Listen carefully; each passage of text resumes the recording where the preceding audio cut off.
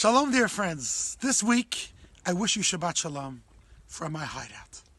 I don't know what you're doing to deal with this craziness that's going on in the world, but here's what I decided to do. I'm going to run away. I'm going to escape the craziness that we're facing with the world being shut down because of this crazy virus. I'm going to go far out to my hideout in the woods and sit on the side of the lake and meditate and do my part to run away from the crazy world that we're in. But then I'm reminded of a dramatic moment in this week's Torah portion. Aaron's two beloved sons, righteous men, Nadav and Avihu, they also decided to escape. They were yearning to be one with God.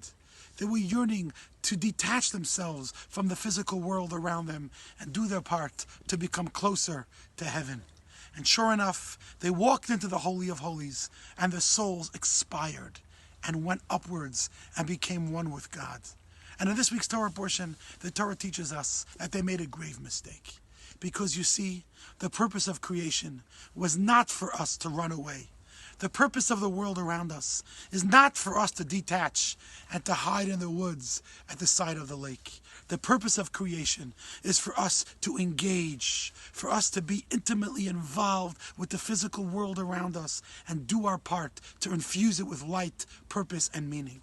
So as I sit here in this quiet moment, I remind myself and I remind you that as tempting as it may be during these difficult days to try to run away from it all and try to find a quiet cave to go until life gets back to normal, this week's Torah portion reminds us each and every single one of us has a mandate. Wherever you find yourself these days, especially if you find yourself home in a house full of kids, or if you're a student and you're home with your parents, don't negate that experience. Don't escape that moment. Don't run away from it. Embrace it.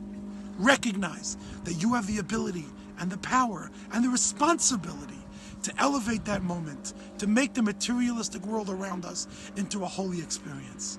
Because if there's one lesson from this week's Torah portion that we learn, it is the importance of enjoying a good kosher steak and a fine glass of wine, but doing it for a holy purpose. So I wish you Shabbat Shalom and join me on this journey as I leave this beautiful hideout in the woods and return back to the real reality. Return back to the daily grind and do my part to elevate it, make it holy, sanctify the weekday, and Shabbat Shalom.